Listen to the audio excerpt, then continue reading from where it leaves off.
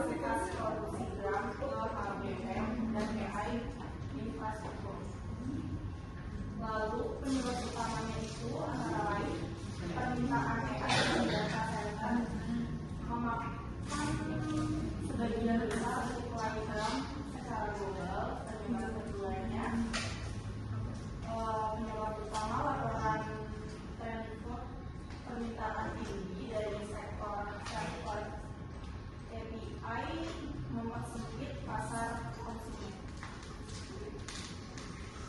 Jadi dari penyebab utama ini adalah referensi dari publik ya, terkait beberapa anggaran di quarter kemarin di 2025. Ini penyebab utama yang kita analisis sebagai software dan memang software. Jadi kalau secara keseluruhan, jadi banyak distributor besar seperti Samsung ataupun Foxconn, itu kan juga distributor besar yang dia secara company, baik pun sub company-nya, dia supplier hardware, baik itu di sisi RAM ataupun part-part yang lain.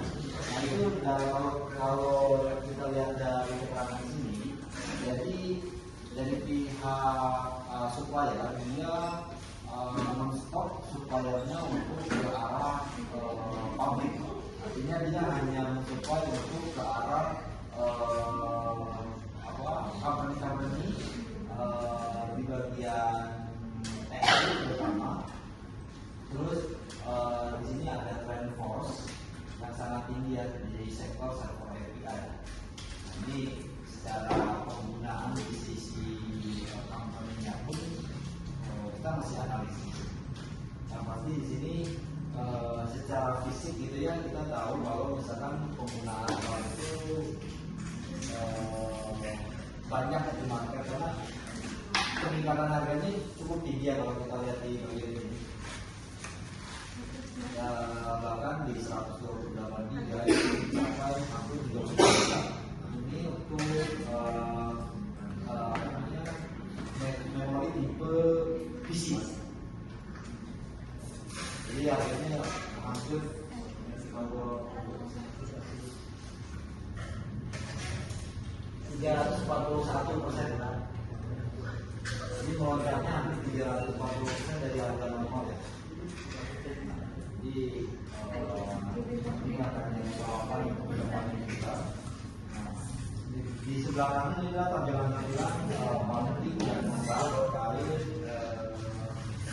mengerjakan harga transmisi ya. Di sini secara kesimpulan.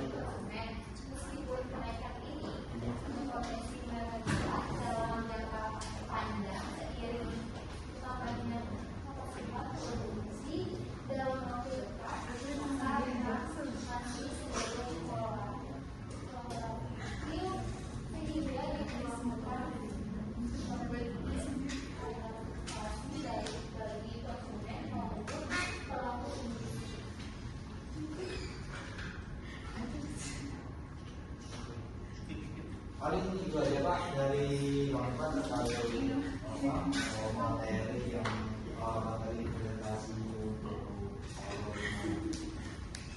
jadi secara keseluruhan kita menganalisis secara high level juga.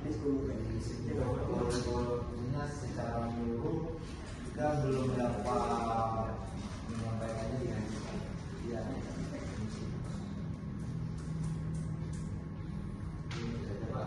Ada pertanyaan dari teman-teman semua dari Pak. Yang menanya kan? Yang bertanya? Ada nggak? Kalau nggak ada, saya mau tanya ya. Itu analis algoritmanya pakai apa tadi? Apanya Pak? Mas algoritma ini? Yang ini Pak, saya jadi kalau dari sini saya dapat data di jawaban.com. Jadi di bawah dari referensi yang bermasalahnya di modul Pak. Kenapa? Karena di situ nggak ada data yang dicari gitu Pak. Ada data hanya berbentuk raw, jadi hanya angka 1 dan 0 saja, jadi nggak ada data primer atau sekunder yang bisa kita analisis. Dari ini kita dapatnya di protokol ini Pak. Berarti kan ini kalau dilihat seperti ini tadi, ini adalah hanya informasi berita, ya, bukan sesuatu yang sifatnya, kalau yang selama ini paling banyak di Twitter atau X ya, komen-komen. Harusnya kamu cari di situ, ya, harusnya kamu cari di situ sehingga terlihat fenomenanya apa sih. Kan kalau kita lihat kami ini terutama teknologinya kan bertambah ya. Iya betul Pak. Teknologi bertambah tinggi, ya, dengan kecenderungan seperti itu harganya juga pastinya akan naik.